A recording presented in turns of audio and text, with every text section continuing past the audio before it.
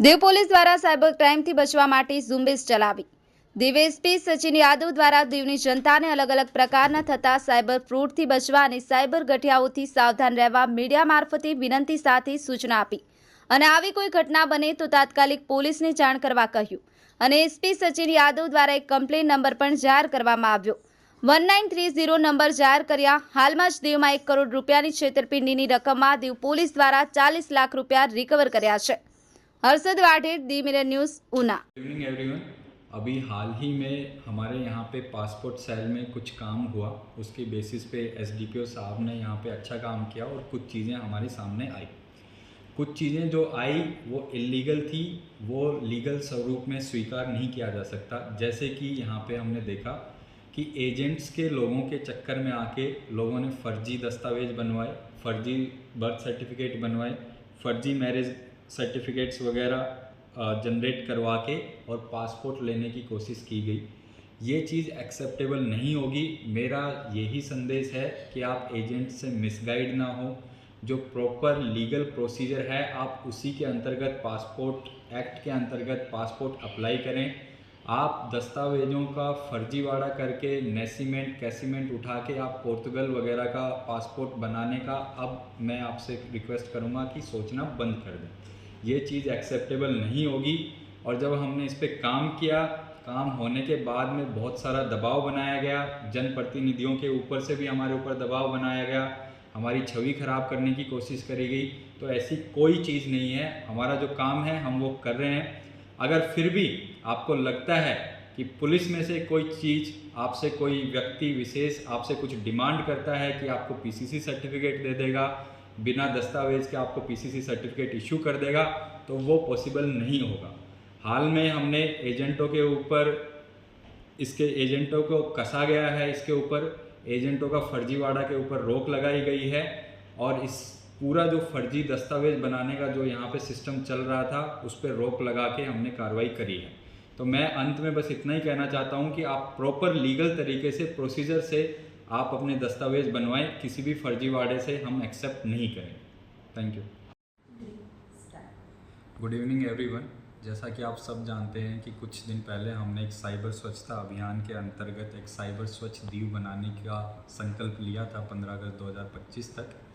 उसके अंडर हमने काम किया है और मैं आज बताना चाहता हूँ कि लास्ट 6 महीने में हमारे पास टोटल 37 साइबर की कंप्लेंट हमारे पास रिसीव हुई हैं। उसमें से 8 हमने एफआईआर रजिस्टर करी हैं और टोटल अमाउंट जो डिस्प्यूटेड था इन कंप्लेंट्स के अंदर वो लगभग 1 करोड़ 25 लाख रुपए का था, जो कि बड़ी अमाउंट है। उस 1 करोड़ 25 लाख में से लगभग 40 लाख रुपए हमारी टीम ने प्रोएक्टिव स्टेप्स लेते हुए वो बैंक में होल्ड करवाए हैं और उस 40 लाख में से लगभग 20 लाख रुपए हमने रिकवर करवा दिए हैं, लोगों के खाते में वापस आ चुके हैं। मुझे बताते हुए खुशी है कि अभी तक हमने इसमें 3 लोगों को अरेस्ट करके रखा हुआ है और लगभग 25 लोगों को हमने इसमें टोटल इंटेरोगेट किया है और 41A के नोटिस पे और बाकी जो कानून की कार्रवाई है उसके नोटिस के बेसिस पे उनको अभी के लिए बाहर छोड़ा गया है। ये सब कुछ पॉसिबल हो पाया हमारी टीम के प्रोएक्टिव स्टेप्स की वजह से। हमने साइबर अवेयरनेस प्रोग्राम जो किए, 1930 हेल्पलाइन, एनसीआरपी पोर्टल के बारे में लोगों को बताया, जिससे कि आके उन्होंने कंप्लेंट करवाई और फिर टीम जो है केसेस को इन्वेस्टिगेट कर पाई। अभी हमने हर मंथ में, हर हफ्ते के लास्ट फ्राइडे को एक साइबर अवेयरनेस प्रोग्राम हमारी जो टीम आपको पीछे दिख रही है, साइबर क्राइम टीम, वो कंडक्ट करवाती है with the coordination of SHO, जो हमारे पीएसआई साइबर सेल है नीलेश और पीआई पीएचक्यू हैं गावित साहब, उनके अंडर में, उनके कोऑर्डिनेशन के साथ में ये हम कंडक्ट करवाते हैं। ये था अभी 6 महीने तक का जो काम हमने साइबर क्राइम पे किया है। चूँकि हमने नोटिस किया है ये कि साइबर क्राइम की कंप्लेंट लगातार बढ़ती जा रही हैं, अमाउंट जो है बढ़ती जा रही है, तो आज हमने ये डिसाइड किया है कि हम सिर्फ साइबर डिफेंस पे फोकस ना करते हुए साइबर ऑफेंस की तरफ जाएंगे, जिसके अंतर्गत हमने प्लान किया है कि हम साइबर योद्धाओं को ट्रेन करेंगे, तो प्रोएक्टिव स्टेप्स लेंगे और जितने भी टाइप के फ्रॉड्स हैं वो स्कैम में कन्वर्ट ना हो, उनको पहली ही स्टेज पे रोक दिया जाए, इसकी व्यवस्था हमने करी है।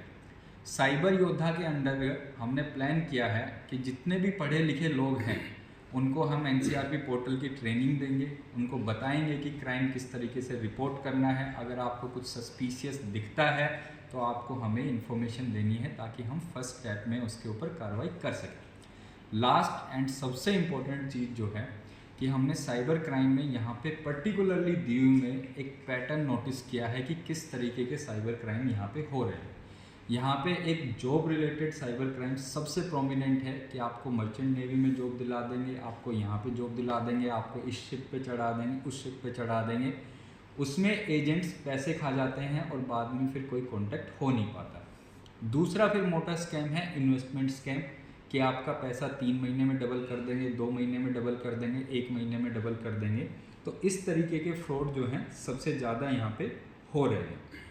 तीसरा फिर एक कैटेगरी हमने आइडेंटिफाई करी है, वो है डिलीवरी ऑफ गुड्स की, कि किसी ने आईफोन मंगवाया, आईफोन के लिए पेमेंट दे दी और आईफोन डिलीवर नहीं हो पाया, या फिर कोई और प्रीसियस आइटम किसी ने मंगवाया और फिर वो डिलीवर नहीं हो पाया। ये 3 कैटेगरी के फ्रॉड जो हैं यहाँ पे सबसे प्रोमिनेंट हैं। इसीलिए आपके माध्यम से मैं सबको ये बताना चाहता हूँ एंड रिक्वेस्ट करना चाहता हूँ कि आप कोई भी ऐसी अगर सिचुएशन में फंसे हुए हैं या फिर आपका कोई नॉन टू फंसा हुआ है तो आप प्लीज़ उसको अपने तक मत रखिए, हमारे पास लाके उसको रिपोर्ट कीजिए। 1930 इज़ द हेल्पलाइन नंबर। आप उस पर कॉल करवाएंगे तो पैसा आपका तुरंत ब्लॉक हो जाएगा। जैसा कि मैंने कहा कि 1,25,00,000 में से 40 लाख रुपए हमने होल्ड करवाए हैं। वो सिर्फ इसीलिए पॉसिबल हो पाया कि लोगों ने आके साइबर क्राइम हमारे पास रिपोर्ट किया।